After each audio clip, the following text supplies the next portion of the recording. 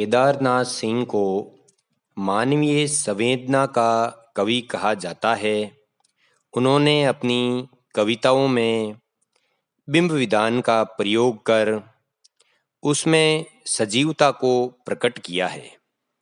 अकाल में सारस काव्य संग्रह पर उन्हें साहित्य अकादमी पुरस्कार मिला। हमारी पाठ्य पुस्तक अंतरा के पाठ बनारस कविता में बसंत के प्रवेश के समय बनारस शहर के भौतिक तथा आध्यात्मिक स्वरूप में होने वाले परिवर्तनों को बिंबों के माध्यम से चित्रित करने का प्रयास किया है।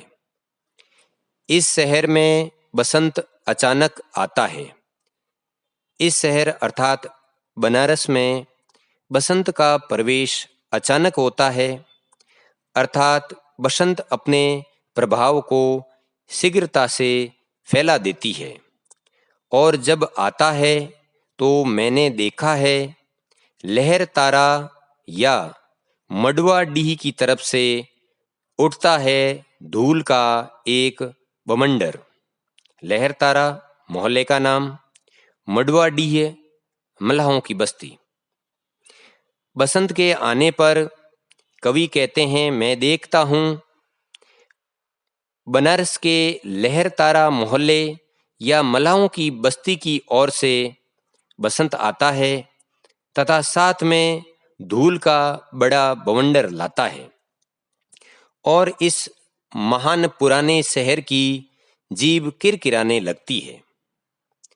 यहाँ पर मानवीकरण अलंकार का प्रयोग हुआ है और कवि कहते हैं कि इस प्राचीन और पुरातन बनारस शहर की जीभ इस धूल के बवंडर के कारण किरकिराने लगती है, अर्थात पूरा शहर धूल से सन जाता है। लोगों की जीभ तक धूल के कण पहुंच जाते हैं। जो है वह सुख बुगाता है, जो नहीं है वह फेंकने लगता है पचकियां। सुख बुगाता जागना, पचकिया अंकुरण।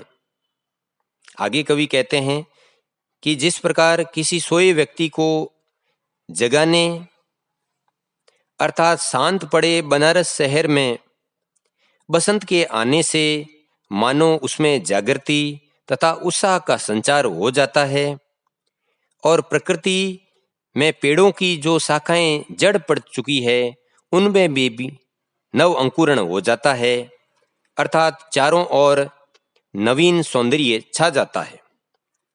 आदमी 10 अश्वमेघ पर जाता है और पाता है घाट का आखिरी पत्थर कुछ और मुलायम हो जाता है। बसंत के आगमन के कारण श्रद्धालुओं की संख्या बढ़ जाती है। लोग बनारस के घाटों के अंतिम पत्थर तक पहुंच जाते हैं तथा आज उनको पत्थर का कठोरपन अनुभव नहीं हो रहा है, अर्थात भक्ति और आसक्ति के कारण घाट के पत्थर उन्हें मुलायम मालूम होते हैं।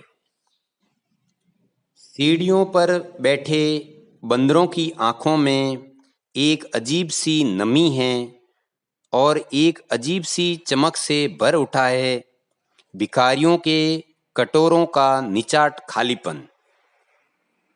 नमी, आर्द्रता, कृतज्ञता, निचाट एकदम। बनारस में श्रद्धालुओं की संख्या बढ़ जाने के कारण सीढ़ियों पर बैठे बंदरों को मिलने वाली खाने पीने की सामग्री की मात्रा बढ़ गई है और इसके कारण वे श्रद्धालुओं के प्रति अपनी आंखों में नमी बताकर उनके प्रति कृतज्ञता मानो जाहिर कर रहे हों। साथ ही सीढ़ियों पर बैठे भिखारियों के जो खाली कटोरे हैं उनमें भी एक चमक दिखाई देने लगी है, अर्थात उन्हें भी ये विश्वास है कि अब उनके कटोरों का खालीपन, सूनापन समाप्त होने वाला है। इसी बात को कवि अपने अगले पद में बताते हुए कहते हैं, तुमने कभी देखा है खाली कटोरे में बसंत का उतरना यह शहर इसी तरह खुलता है, इसी तरह भरता है। शायद आपने कभी बसंत को भिखारियों के खाली कटोरे में उतरते नहीं देखा। अर्थात मानवीकरण अलंकार के माध्यम से कवि कहना चाहते हैं कि श्रद्धालुओं की संख्या बढ़ जाने तथा अधिक दान देने के कारण भिखारियों के कटोरे धन अथवा रुपयों से भर गए हैं। इस प्रकार बनारस शहर श्रद्धालुओं के लिए प्रतिवर्ष इसी भांति खुलता है तथा बाद में यह शहर उनसे भर जाता है, अर्थात अपार जन समुदाय उमड़ता है और खाली होता है यह शहर। इसी तरह रोज रोज एक अनंत शव ले जाते हैं कंधे अंधेरी गली से चमकती हुई गंगा की तरफ। साथ ही बनारस में मृत लोगों को जल संस्कार अथवा अग्नि संस्कार भी यहाँ लाकर करने के कारण शहर मानो खाली होता है और प्रतिदिन लोग अंधेरी गलियों में से चमकती गंगा नदी की तरफ कंधों पर शव उठाए आते हैं तथा उनका अंतिम संस्कार करके उन्हें अनंत में विलीन कर देते हैं। इस शहर में धूल धीरे धीरे उड़ती है, धीरे धीरे चलते हैं लोग, धीरे धीरे बजते हैं घंटे, शाम धीरे धीरे होती है। एक बार बमंडर के रूप में धूल आने के बाद बनारस में हवा शांत हो जाती है तथा धूल धीरे धीरे उड़ने लगती है तथा आध्यात्मिक शांति प्राप्त कर लोगों के चलने की गति भी मंद हो जाती है। अनेक छोटे छोटे मंदिरों में घंटे की शांत भाव से धीरे धीरे बजते हैं तथा धार्मिक विधि विधान की संपूर्ण लंबी प्रक्रिया के कारण मानो सुबह से शाम का होना भी धीरे धीरे प्रतीत होता है। यह धीरे धीरे होने की सामूहिक लय दृढ़ता से बांधे है समूचे शहर को, इस तरह से कि कुछ भी गिरता नहीं है, कि हिलता नहीं है कुछ भी, कि जो चीज जहाँ थी वहीं पर रखी है। यद्यपि बनारस में प्रत्येक गतिविधि अपने अपने स्तर पर अलग अलग होती है, परंतु शांत भाव से धीरे धीरे होने के कारण एक सामूहिक लय का निर्माण हो जाता है। धीरे धीरे होने की सामूहिकता बनारस शहर को एकता के सूत्र में बांधे रखती है तथा पूरा शहर मजबूती से अपने प्राचीन स्वरूप में बना रहता है। सदियों से मंदिर, घाट तथा अन्य अवशेष अपनी पूर्व स्थिति में बने हुए हैं तथा अपना स्थान नहीं छोड़ते हैं और उसी स्थान पर कायम रहते हैं। कि गंगा वहीं है, कि वहीं बंधी है नाव, कि वहीं पर रखी है तुलसीदास की खड़ाऊ सैकड़ों बरस से। आगे कवि कहते हैं, गंगा के प्रति लोगों की आस्था वही है, वही घाट हैं, उसी जगह पर मलाहों की नावें बंधी खड़ी है। तुलसीदास की खड़ाऊ सैकड़ों वर्षों से वहीं खड़ी है, अर्थात तुलसीदास तथा उनके साहित्य के प्रति लोगों की जन भावनाएं पहले की तरह बनी हुई है। कभी शेई सांझ बिना किसी सूचना के घुस जाओ इस शहर में, कभी आरती के आलोक में इसे अचानक देखो, अद्भुत है इसकी बनावट। शई शुरुआत, आलोक प्रकाश, बनावट सौंदर्य। आगे कवि कहते हैं, बनारस शहर में शाम की शुरुआत में बिना कुछ जाने इसमें प्रवेश करो तथा गंगा आरती के प्रकाश को अचानक देखो, तब आपको बनारस के अद्भुत सौंदर्य के दर्शन होंगे। यह आधा जल में है, आधा मंत्र में, आधा फूल में है, आधा शव में, आधा नींद में है, आधा शंख में। अगर ध्यान से देखो तो आधा है और आधा नहीं है। बनारस शहर गंगा घाट पर होने वाले धार्मिक विधि विधानों को देखकर आधा जल में प्रतीत होता है। लगातार अनेक पंडितों द्वारा मंत्रोच्चारण के कारण आधा मंत्र में लगता सा प्रतीत होता है। मंदिरों तथा गंगा नदी में अर्पित फूल समूहों को देखकर आधा फूल में लगता है।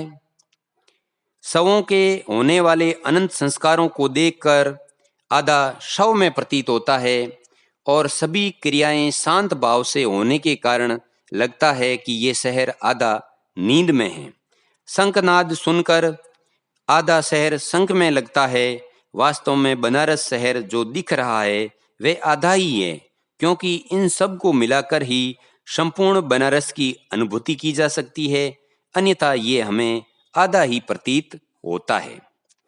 जो है वह खड़ा है बिना किसी स्तंभ के, जो नहीं है उसे थांबे हैं राख और रोशनी के ऊंचे ऊंचे स्तंभ, आग के स्तंभ और पानी के स्तंभ, धुएं के, खुशबू के, आदमी के उठे हुए हाथों के स्तंभ। स्तंभ यानी खंबा अथवा सहारा, थामे पकड़े हुए। आगे कवि कहते हैं, बनारस शहर का जो भौतिक या भौगोलिक स्वरूप हमें दिखाई दे रहा है वह बिना किसी सहारे के खड़ा है, तथा जो स्वरूप अदृश्य है अथवा आध्यात्मिक है और जो इस शहर की पहचान है उसको अनेक खंभों ने सहारा दे रखा है, जैसे राख व रोशनी के ऊंचे ऊंचे स्तंभ, आरती तथा जलते हुए शवों से उठने वाले आग के स्तंभ, घाटों से गिरते जल के स्तंभ, धुएं, खुशबू तथा हर हर गंगे करते समय श्रद्धालुओं के उठते हाथों के स्तंभ मानो बनारस की आध्यात्मिक सत्ता को सहारा देकर खड़े हैं। किसी अलक्षित सूर्य को देता हुआ अर्घ्य शताब्दियों से इसी तरह गंगा के जल में अपनी एक टांग पर खड़ा है यह शहर, अपनी दूसरी टांग से बिल्कुल बेखबर, अलक्षित, अज्ञात, अर्घ्य, सूर्य को चढ़ाए जाने वाला जल। कवि अंत में कहते हैं कि जिस प्रकार बनारस में आने वाले श्रद्धालु पूरे दिन अज्ञात सूर्य को एक टांग पर खड़े होकर अर्घ्य देते रहते हैं, उसी प्रकार बनारस शहर अपनी आध्यात्मिक सत्ता रूपी एक टांग पर खड़ा रहकर सदियों से भारतीय संस्कृति रूपी सूर्य को अपनी भक्ति और आध्यात्म का अर्घ्य प्रदान कर रहा है, तथा उसकी दूसरी टांग अर्थात इसकी भौतिक सत्ता से यह बिल्कुल बेखबर रहते हुए खड़ा है। अर्थात बनारस की पूर्णता उसके भौतिक स्वरूप में आध्यात्मिक सत्ता की स्थापना से ही संभव है।